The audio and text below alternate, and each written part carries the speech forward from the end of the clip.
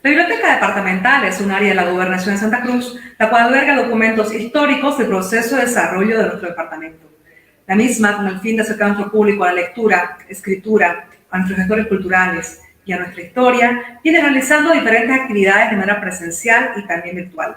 Esta tarde les presentaremos una conferencia que titula Arte Rupestre en Santa Cruz, la cual será dictada por nuestro querido colega Danilo Draqui Vallivian. Danilo es arqueólogo, trabajó en diferentes proyectos arqueológicos en México, es conferencista, actualmente trabaja en la Dirección de Turismo y Cultura del Gobierno Autónomo Departamental de Santa Cruz. Y esta tarde nos deleitará con esta excelente conferencia, la cual es muy importante para todos los cruceños.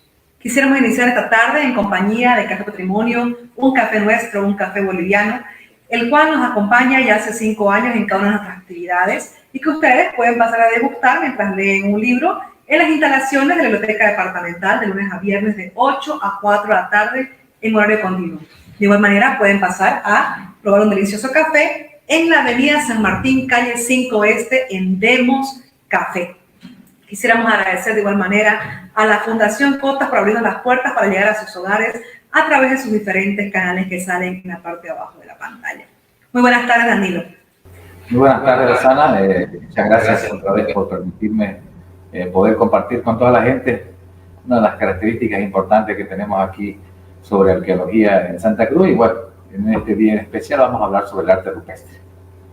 Somos nosotros agradecidos, Danilo, de que nos dé la oportunidad de mostrar el trabajo que viene realizando ya durante tantos años y también mostrar cada uno de estos importantes detalles para nosotros los cruceños, que es conocer nuestra historia, conocer nuestra arqueología, ¿no? Y en este caso, esta tarde, conocer sobre el arte rupestre de nuestro departamento. Entonces, te dejamos en pantalla, Danilo, para que tú puedas explicarles a todos los participantes sobre este tema. Muchas gracias, Danilo. Bueno, gracias. Bueno, vamos a comenzar. El arte rupestre es una de las manifestaciones culturales del ser humano que se ha venido representando hace más de 30.000 años en lo que es la historia en sí de la humanidad. Y es un punto importante porque, bueno, es considerado parte de las evidencias arqueológicas que tenemos en todas partes del mundo, pero hoy día en especial quiero hablar específicamente sobre el arte rupestre, porque es bueno que entendamos qué es el arte rupestre, ¿no? Una de las preguntas básicas, ¿y cuántos tipos de arte rupestre tenemos en Santa Cruz? En realidad, muchas veces pensamos que el arte rupestre es solo la pintura. Ahorita vamos a hacer un recorrido por todo este desglose un poco para que la gente entienda y en sí cuando vaya y vea este tipo de evidencia se den cuenta que primero no son tan fáciles de hacer y tampoco son tan fáciles de identificar y poder decir efectivamente darle una simbología específica a cada representación o poder decir se hicieron en un momento histórico, ¿no? Este es un aspecto muy interesante, muy apasionante, la verdad, el arte rupestre. Y bueno, aquí en Santa Cruz tenemos una diversidad de sitios arqueológicos con estas manifestaciones, ¿no? Vamos a también un poco indagar, un poco saber quiénes las hicieron y hace cuánto tiempo, ¿no? Y qué conocemos de estas representaciones. Vamos a empezar diciendo que ¿sabías vos? Dice que el término de arte rupestre designa todo trazo, señal, figura, grabado, escultura, pintura y geoglifo ejecutado sobre una superficie mineral que no es movible. En este caso estamos hablando de roca y suelo realizado por una persona. Si he dejado estos conceptos y todo, porque para mí es importante que la gente lo pueda ver también, no solamente escucharme, sino lo pueda leer, porque es muy importante, ¿no? El ser humano trató de plasmar en todos los espacios que pudo, no dejaron ninguna piedra suelta, ningún abrigo rocoso y efectivamente utilizaron todas, vamos a decir, los lienzos o todas estas paneles para poder representar muchos aspectos de su vida. Era la forma de comunicarse en su momento. No había internet, no había tele, no había WhatsApp, por suerte, en esa época, pero esta es una forma de educar también a la gente de su propio grupo sobre ciertas costumbres, ciertas tradiciones y de una forma de plasmar su historia, su momento, su paso en sí por efectivamente ciertos lugares, ¿no? Aquí vemos, como les digo, esto es una manifestación de la expresión cultural del ser humano que está plasmado en todo el mundo. Vamos a decir de esta imagen unas cuantas fotografías. Hay una infinidad de pinturas rupestres, algunas similares, otras muy distintas, grabados que se han plasmado por todo el mundo, ¿no? Entonces, vamos a decir que el arte rupestre es compartido por toda la humanidad. Cuando tratamos de entender un poco cómo se va dando esto, sabemos que a través de las investigaciones y los estudios que se han hecho, después de las últimas glaciaciones, es cuando el ser humano realmente empieza a migrar. Aquí vamos a mostrar las 5 teorías actualmente que están siendo tipo de investigación sobre el poblamiento de América. Tenemos la típica por el estrecho de Bering, que fue de las primeras teorías que trató de explicar efectivamente la migración de distintos grupos culturales a nuestro continente.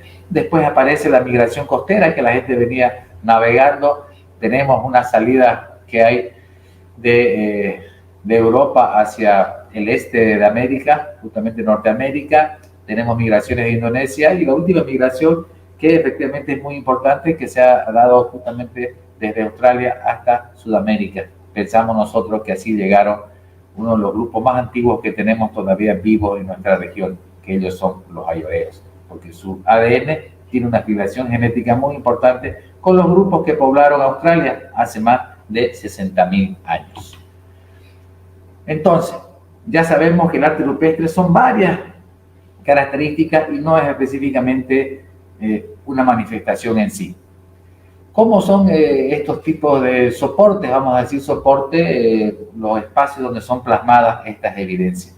Aquí, para empezar a entender todo este compleja gama de información y bien compleja en realidad sistema de análisis, lo dividimos. Primero sabemos que hay 2 tipos de soporte. Aquí uno que es al aire libre y el otro que es en cueva.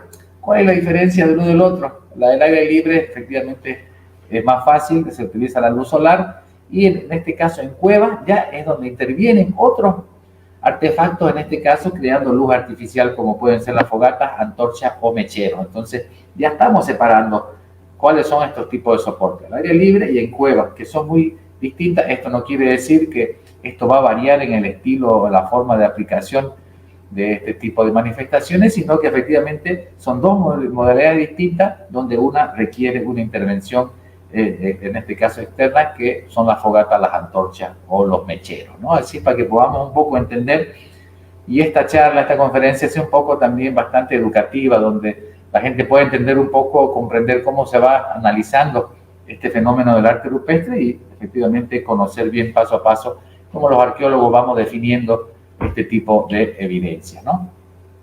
Vamos a ir de menos a más, se puede decir. En este caso son los geoglifos, que hasta el momento son pocas evidencias que tenemos registradas aquí en Santa Cruz.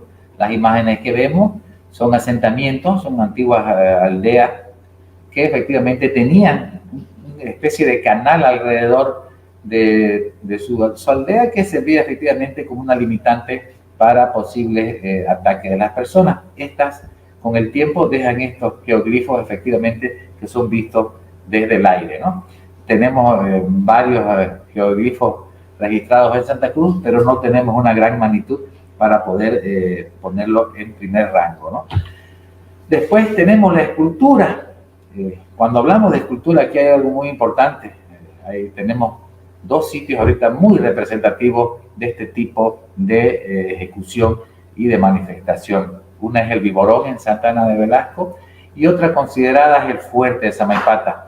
Si en sí el Fuerte de Samaipata fue declarado Patrimonio de la Humanidad por ser la roca maciza que tiene más grabado, esto ya pasaría a ser como que todo justamente el cerro de Samaipata, el fuerte, ya ha sido como una escultura. Si la vemos desde el aire, realmente ha sido grabado, ha sido esculpido todo su macizo rocoso que está expuesto en esta imagen, ¿no?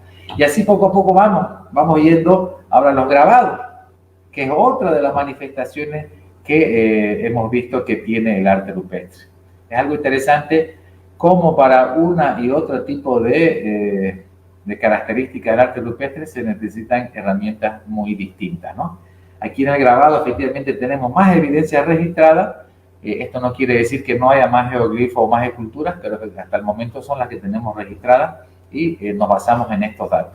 Posiblemente en el futuro se encuentren mucho más sitios y bueno, esto que digo yo se vaya cambiando y poco a poco esperemos conocer todo lo que tenemos en nuestro departamento, ¿no?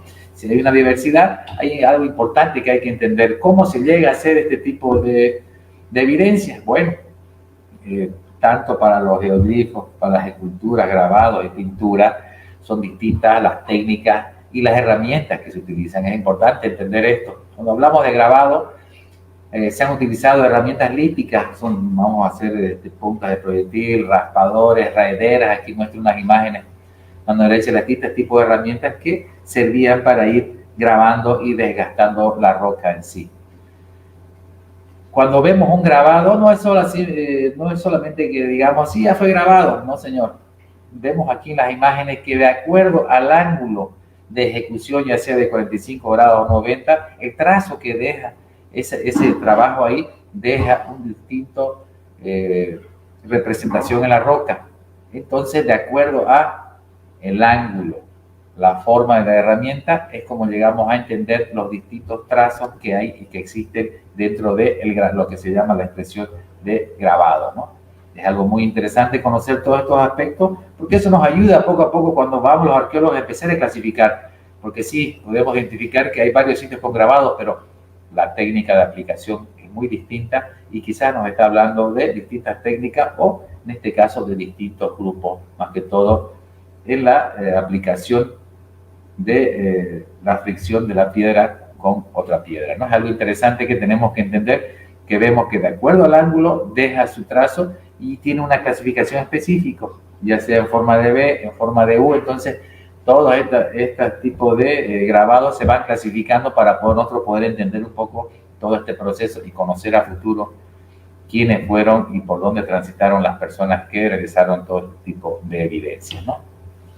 Si, como les dije, vemos que efectivamente, en este caso, el ser humano en todo el mundo, y aquí Santa Cruz no es la excepción, utilizó todos los aspectos. Vimos ya una imagen de la escultura del Viborón, vimos el fuerte de Samaipata, que es una roca maciza que la grabaron en su totalidad, pero también han utilizado afloramientos rocosos como los que vemos, estos en piso firme, donde efectivamente la gente pedazos de roca los grabó, utilizando, plasmando, como vemos, cara, círculos, manos, pie, todo lo que efectivamente para su momento era importante a ellos demostrar. La mano, hasta el momento de ahora, sigue siendo una forma de expresión de decir yo estuve aquí, ¿no? Y normalmente el pie es considerado movimiento. Entonces estamos hablando de que grupos están contándonos que yo pasé por aquí, dejé estas imágenes y efectivamente también deja plasmada su mano, como también puede ser una forma de ceremonia para poder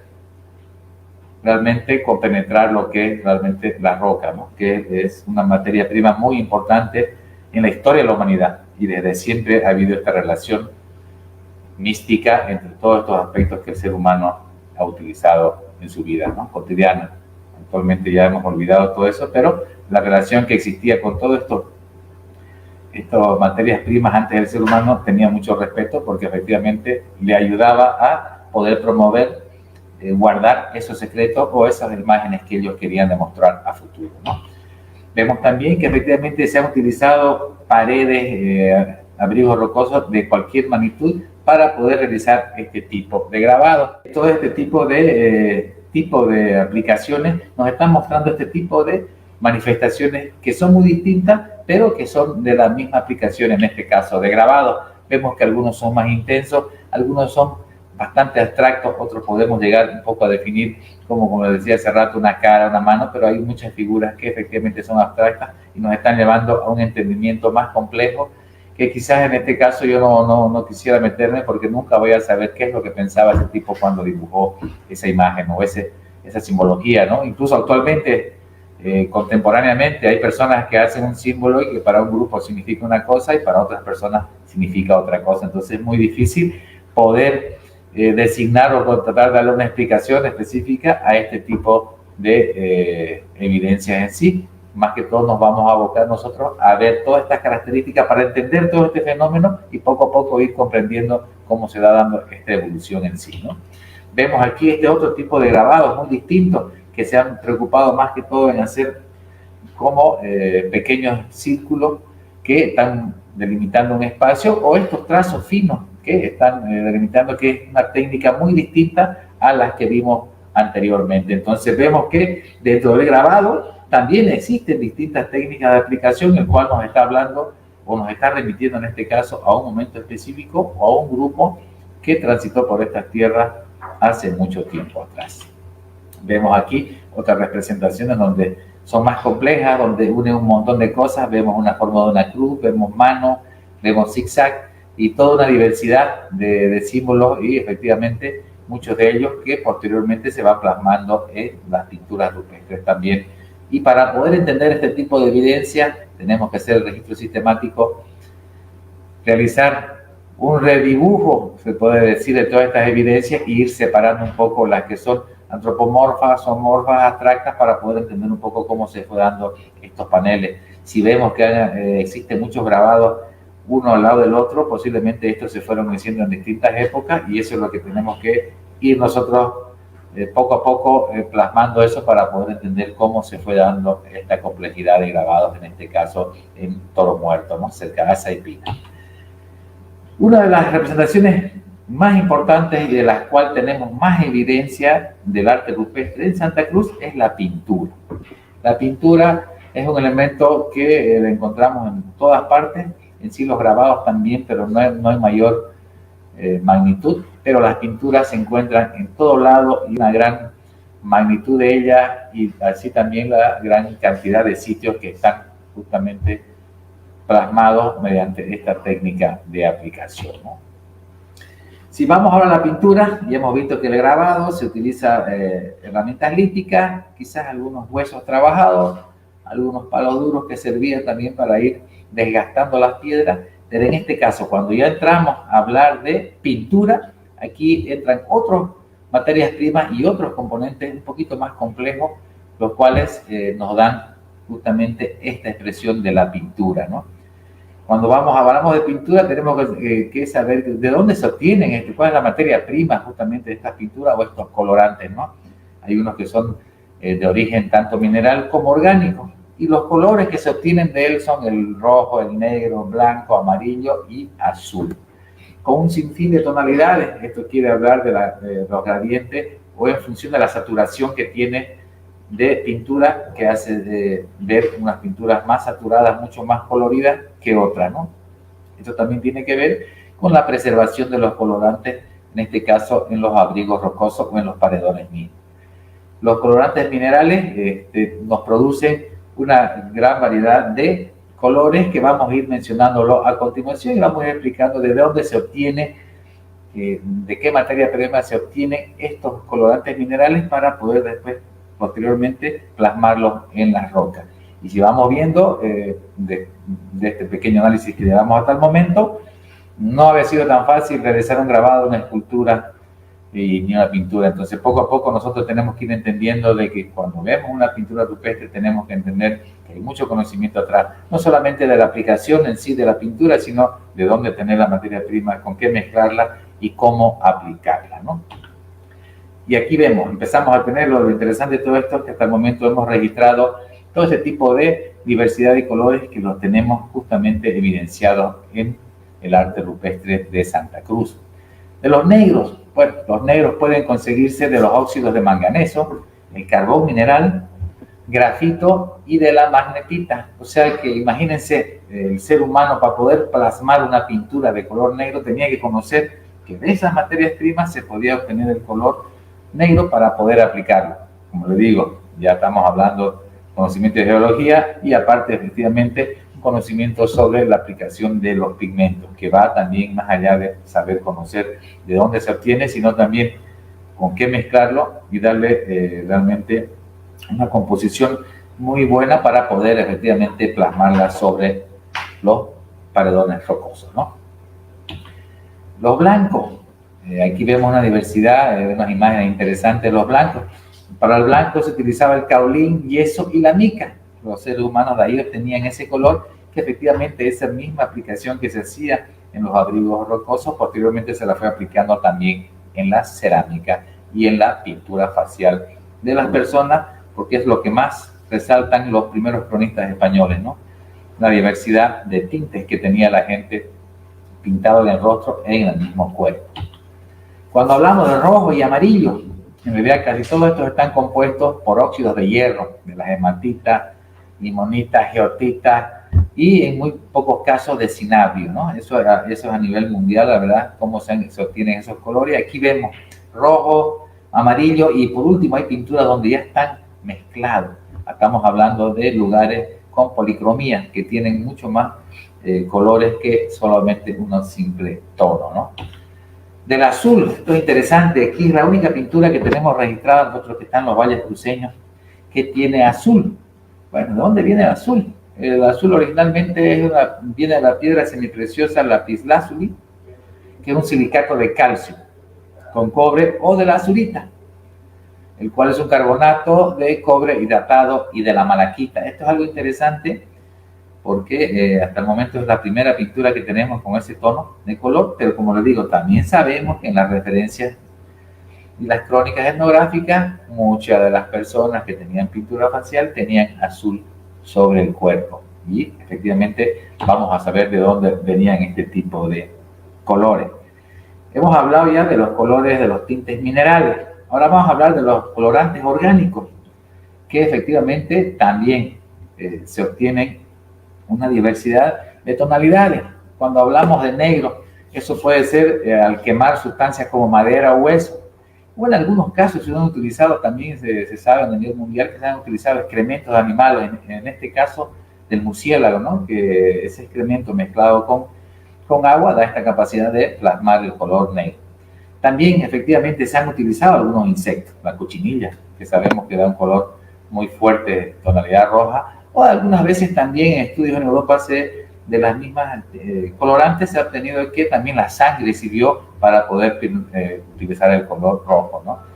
¿De dónde se obtienen estos colores? Como les digo, ya sabemos que es la cochinilla, algunos negros del carbón, esas cosas, pero también ¿de dónde se obtenía el color azul? El color azul es algo muy interesante que se obtiene de una planta que es el añil, que hay una diversidad de este tipo de plantas, el cual su procesamiento no obtiene un colorante azul, ¿no?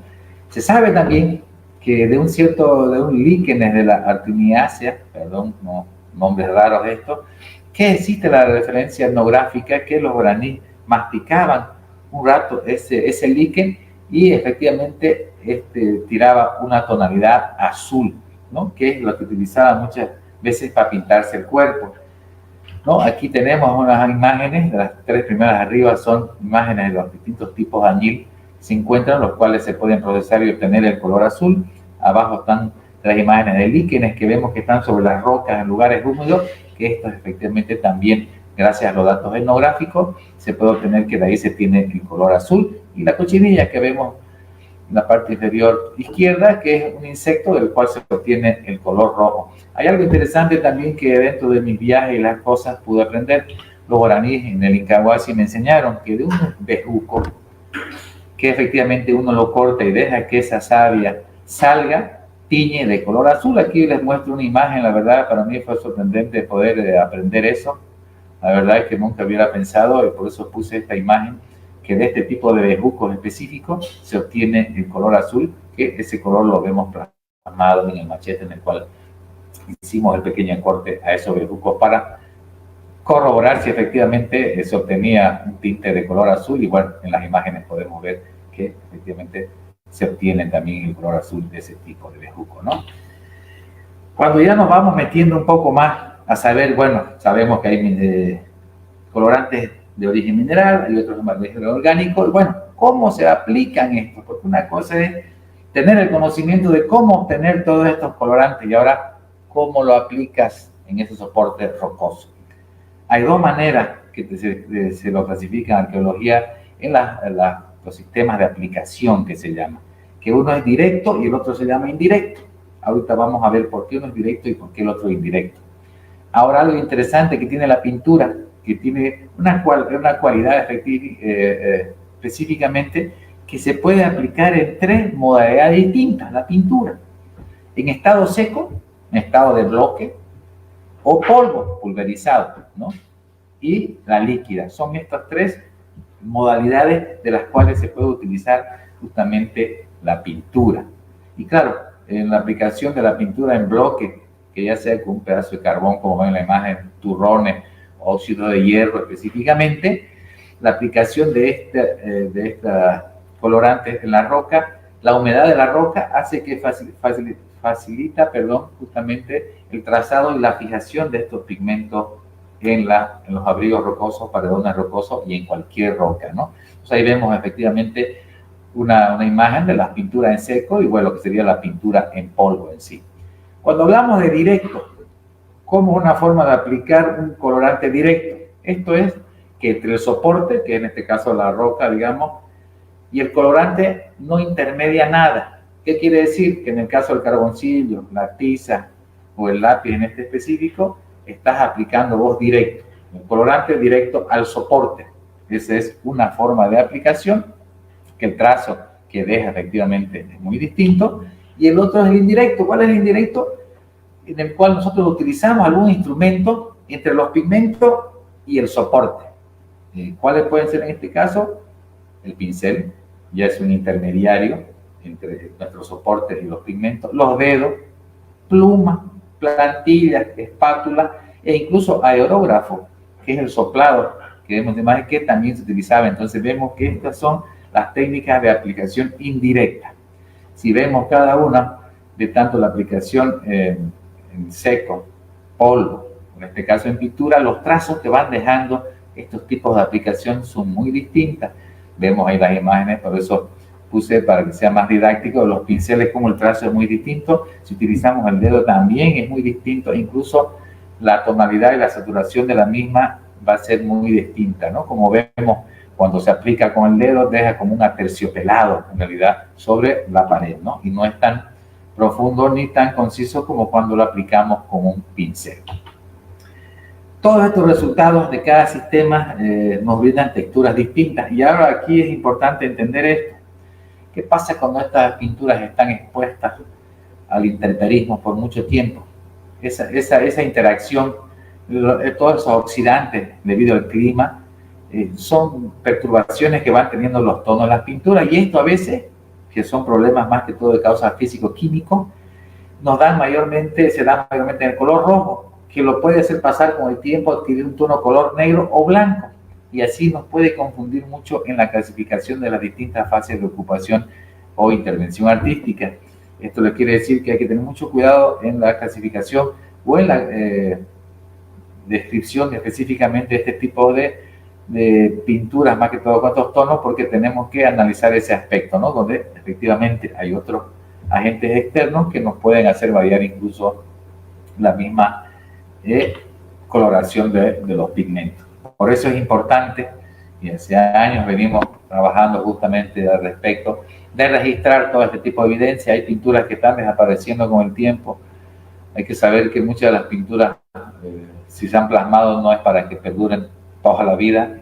Los cambios climáticos, los incendios forestales ahora que nos han quemado una infinidad de pinturas, donde ya todas están teñidas con negro, ya no se puede observar nada. Por eso es tan importante el registro sistemático para que podamos tener nosotros cómo eran las evidencias y un registro fotográfico el cual pueda brindar a futuros investigadores la capacidad de poder visitar el lugar sin necesidad de desplazarse al lugar, ya sea porque o ha desaparecido o porque efectivamente es de difícil acceso. Muchas de estas pinturas requieren 3, 4, hasta 5 horas de caminata para llegar, entonces muchas veces es muy complicado llegar. Por eso la importancia del registro arqueológico que estamos teniendo nosotros dentro de la gobernación de Santa Cruz. Y algo interesante, también tenemos que otra vez analizar esto, que justamente decíamos, ¿sabías vos? Dice que la carne de animal era la base de la dieta alimenticia en los primeros pasos de la humanidad. Primero se cazaba el alma del animal en una ceremonia previa a la cacería. Las tecnologías efectivamente de las armas fueron evolucionando. Y qué más importante e interesante que tenemos esas evidencias también aquí en Santa Cruz. Tenemos una imagen de Roborés, que es una cacería de monos utilizando lanzadardos. También en Comarapa, una cacería de venado, lo cual nos está mostrando efectivamente otro tipo de lanza, y en este caso en Quimome, donde se ven hombres ya con arco. Entonces aquí es importante cómo estas representaciones nos están mostrando incluso esas distintas fases de evolución que han tenido las herramientas para la cacería. Y cada vez vamos viendo y vamos entendiendo la complejidad de nuestro arte rupestre en Santa Cruz, ¿no?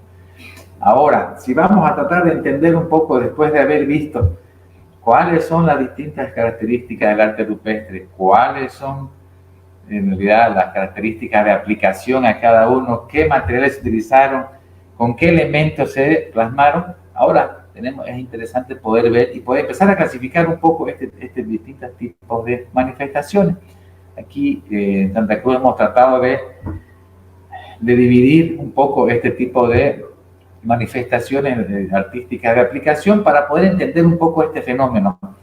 No voy a decir que esto lo hemos inventado aquí, esto se ha aplicado en todas partes del mundo y aquí efectivamente le estamos dando un seguimiento de acuerdo a las investigaciones que se han hecho en otras partes y poder aplicarla para que nos ayude a entender este proceso. Y lo hemos dividido en 4 momentos o en 4 estilos distintos, ¿no?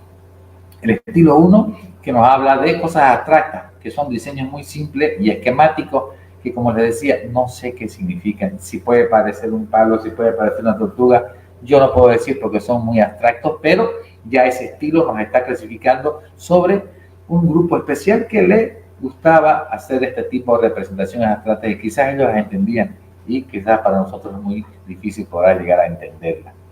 Está el estilo 2, que son los figurativos. Aquí empezamos un poco más a entender porque ya son temas más ordenados, pero sujetos a una notable desproporción, ¿no? Una cabeza grande, un cuerpo chico, las extremidades largas, y efectivamente es otro estilo el cual nos está mostrando ya un cambio en la aplicación y en la representación de los estilos de las pinturas, y efectivamente nos está mostrando que distintos grupos estuvieron en estos mismos espacios, ¿no? Si vemos las técnicas de aplicación quizás son similares, pero ya aquí empiezan a cambiar los estilos de representaciones. Entonces el estilo 3 que tenemos son los naturalistas. Aquí ya las imágenes son mucho más acordes con los modelos reales. Aquí vemos una imagen de una ave muy bien representada, o guanacos, efectivamente en amarillo, ¿no? Entonces ya aquí los naturalistas ya directamente uno ve la imagen y sabe de qué se trata, de qué animal. Incluso si fuera biólogo yo podría saber de qué tipo de ave es la que estamos viendo justamente en este momento, ¿no? Y por último el estilo 4, que para nosotros es esa clasificación importante para poder entender, y estos son los realistas y dinámicos. Aquí ya estos artistas tienen la tendencia de agrupar temas. Si vemos antes los temas son un poco separados, aquí ya los agrupan y le dan movimiento, como en este caso vemos la cacería de monos en Roboré, o también la adoración justamente en las pinturas rupestres del manantial, donde se veía a 11 personas levantando la mano en una representación de alguna ceremonia o justamente adoración a cierto personaje o a cierta deidad. Entonces ya cuando vemos estas pinturas ya están mucho más realistas y están con movimiento, nos están hablando de temas más complejos que solamente mostrarnos que es un ser humano que está plasmado sobre la roca, ¿no? Dentro de este proceso que ha habido de tratar de entender un poco, una de las que más ha trabajado justamente es la arqueóloga Erika Pía, que hace un par de años ya falleció. Ella trabajó muchos años toda lo que es la zona de Roboré, al igual también que don Carlos Kaifler, que también dedicó gran parte de su vida a hacer registros y a clasificar este tipo de grabados, ¿no? Ella lo plasma en 5 momentos distintos, de acuerdo efectivamente a el trazo de las imágenes, y esto cada vez nos ayuda a entender y poder clasificar más específicamente cada imagen dentro de todo lo que es el panel de las representaciones de pinturas rupestres que tenemos nosotros en Santa Cruz. Y no solamente eso, hemos podido también llegar a identificar que no solamente las imágenes, las pinturas rupestres quedaron plasmadas en las paredones rocosos, vemos que también muchas de las pinturas rupestres están plasmadas también en los diseños de aplicación que tienen ya las vasijas cerámicas. Vemos que esta tradición pasó a ser de justamente un espacio no movible como son las paredes rocosas y todo, a un objeto móvil, en este caso las vasijas, donde ya la gente lo podía trasladar, y dentro de esa vasija llevaban estas imágenes cargadas de una simbología muy fuerte que tenía una representación muy importante para este tipo de grupo, ¿no? Aquí es interesante cómo vemos justamente todo este proceso del arte rupestre y cómo al final acaba plasmado en muchas de las vasijas que actualmente vamos encontrando dentro del territorio de Santa Cruz, ¿no? Vemos, como le digo, imágenes muy complejas, muy diversas, de muy distintos tipos de aplicación. A la mano izquierda vemos al indio que le llama eso en Yoruba, donde se ha aplicado efectivamente con pintura líquida. Al otro lado vemos que se ha utilizado pintura en seco, con turrones y tizas, donde la técnica de aplicación deja distintas representaciones que son visibles para el ser humano. Por eso es importante para nosotros tratar de explicarles este proceso. No queremos que se vuelvan especialistas en pintura, pero con esta pequeña charla ustedes van a poder ver pinturas rupestres y van a poder entender todo este proceso que requiere para llegar a, y cómo en un paredón rocoso hay distintos tipos de aplicación que se han hecho justamente en distintas formas, en distintas técnicas. Esto nos ayuda a entender de qué tan complejo es todas estas evidencias arqueológicas, ¿no? Y así podemos pasar por un sinfín de imágenes que nos muestran desde pequeñas figuras como rombos dobles, hay unos que parecen telares, a otros dicen parecen libros. Hay una diversidad de imágenes que es justamente de las pinturas rupestres, o como esta que se encuentra en la torta en Roboré, que nos está mostrando la significación de uno de los mitos relacionados justamente a los piñocas, y en este caso representado con las danzas de los yarituses. Vemos también esta aplicación de tonalidades rojas mezcladas con negra en un mismo espacio, que nos habla efectivamente de esto que les decía, estos distintos momentos y estas distintas técnicas de aplicación que tuvo efectivamente el arte rupestre. Vemos estas imágenes que tan sencillas que parecen. Aquí vemos esta escena con completo movimiento, donde este personaje más grande está golpeando a uno más chico, y más allá atrás vemos un animal parecer muerto que está justamente de espalda y con las patas arriba, ¿no? Esto nos está mostrando quizás agresión, pero es parte de la vida cotidiana del ser humano, que ha mostrado tanto plantas, animales que consumían, como momentos bélicos también que ha tenido la humanidad y que seguimos teniendo, porque hasta ahorita no entendemos cuál es nuestra función en este mundo, y bueno, seguimos peleándonos entre nosotros. Vemos acá también interesante cómo aquí ya hasta parece de circo. Vemos a este hombre que está parado en los hombros del otro, miren, es como ya actuando. Es algo interesante. Vemos también como personajes que parece que están danzando en distintos tonos de la aplicación, e incluso distintas formas que nos hablan de distintos momentos. Vemos este personaje parado en la espalda del otro, como haciendo alguna representación, o esta simple imagen que pareciera que tuviera un espejo la persona, en el cual se ve justamente como si fuera la sombra del mismo objeto. Como le digo, hay una diversidad de pinturas, por eso es la que tenemos más evidencia, como este personaje que está con las manos levantadas y al parecer tiene una capa que lo cubre, muy interesante. Al otro lado vemos varios recorriendo y tirándose macanas, al parecer, unas armas que se utilizaban hace mucho tiempo atrás. Vemos a este otro personaje que está en el hombro de esta persona. Vemos a este otro, o sea, como les digo, hay un sinfín de representaciones. Yo aquí quería mostrarles la diversidad de algunas que son tan complejas y algunas hasta chistosas también dentro de las expresiones culturales. Hay unas que son un poco más complejas. Vemos estas pinturas que tienen más de 7,5 metros de altura. Nos preguntaremos cómo lo decían. Bueno, tenían andamios, utilizaban cierto tipo de escaleras, el cual les permitió al ser humano llegar hasta esos lugares, efectivamente, de los abrigos o las oquedades rocosas.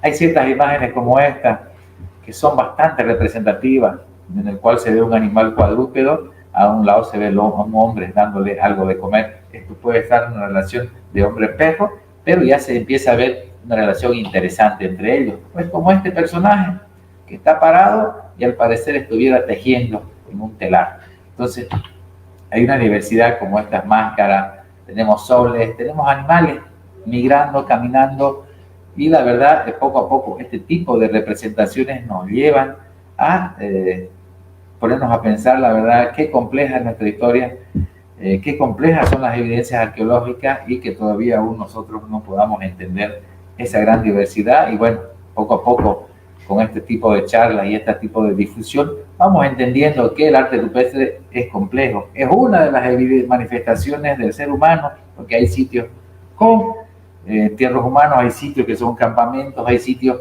que tienen evidencias constructivas, hay una diversidad de sitios arqueológicos y dentro de esa diversidad está el arte rupestre, ¿no? Y cuando tratamos de entender un poco, bueno, ya hemos visto que se están tratando de plasmar muchas escenas de la vida cotidiana, actividades, como les digo, hasta encuentros bélicos dentro de estas representaciones. Y cuando nos preguntamos, bueno, ¿quiénes las hicieron? ¿Hace cuánto tiempo? En este proceso estamos, el proceso de investigación es largo, estamos a punto ya de poder definir con unas excavaciones arqueológicas que hemos hecho la data de algunos sitios de arte rupestre, pero lo que utilizamos actualmente para poder entender un poco la antigüedad de estas pinturas son las pinturas rupestres del Brasil, en el cual los distintos tipos de expresiones y tonalidades que efectivamente hay dentro de estas imágenes son muy similares a las que tenemos. Esta es una representación del Chorro San Luis, donde vemos que son muy similares. En el Brasil ya atestiguan que el hombre llegó hace 12.000 hasta un poco más, y las primeras pinturas rupestres tienen datación de 12.500 años. Entonces, ¿qué nos quiere decir eso? Que efectivamente nosotros estamos casi por esa misma línea. Y por último, como última reflexión, para entender un poco todo esto quiero decir que, ¿sabías vos? Dice que los primeros pobladores de Santa Cruz llegaron hace 11.000 años, ocupando primero las tierras bajas del este, de lo que es la Chiquitania, y las del sur, posteriormente el Chaco, y viceversa. Todo esto es siguiendo a la megafauna que migraba por este territorio en el Pleistoceno y Holoceno. Estamos hablando de hace más de 11, 12 o 13.000 años. Hay sitios arqueológicos en Sudamérica, que datan de más de 13.000, 14.000 años, que están peleando y están tratando de cambiar justamente estas rutas migratorias. Entonces, ¿qué podemos concluir con todo esto? El arte rupestre en Santa Cruz es muy complejo, es muy diverso, y en sí, todas las manifestaciones arqueológicas que tenemos en nuestro territorio son bastante complejas. Lo importante ahora que se trata de hacer es poder llegar un poco a entender, conocer, registrar antes que desaparezcan todo esto, para efectivamente poder plasmar que nuestra historia de este territorio, que actualmente es llamado Santa Cruz, comenzó hace más de 11.000 años de antigüedad. Y con esto, la verdad, quiero decirle muchas gracias, gracias por su tiempo. Esto es una pequeña riqueza que tenemos en el arte rupestre. Como les digo, he tratado de ser bastante sintético un poco de esto, darse cuenta de que tenemos tanta riqueza, y esto es una de las manifestaciones que tenemos de nuestros sitios arqueológicos en Santa Cruz. Valorémoslo, porque esto es lo que nos lleva a ser lo que queremos ser, unos buenos cruceños. Muchísimas gracias. Increíble, Danilo. Más de 11.000 años atrás ya habían personas caminando por estas tierras. Realmente la información que nos acabas de dar es increíble. Y no solamente fue esa, ¿no?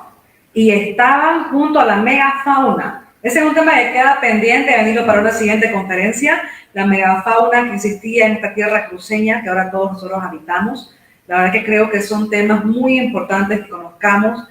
A veces nos ponemos a ver investigaciones de otros países. Es bueno que conozcamos también la nuestra, que indaguemos, que estudiemos, que escuchemos este tipo de conferencias en las cuales tratamos de ponerlo a ustedes de la mano de los profesionales y expertos en el tema, para que así puedan conocer al respecto y estar al día con las últimas investigaciones que viene realizando el Departamento de Arqueología de la Gobernación de Santa Cruz.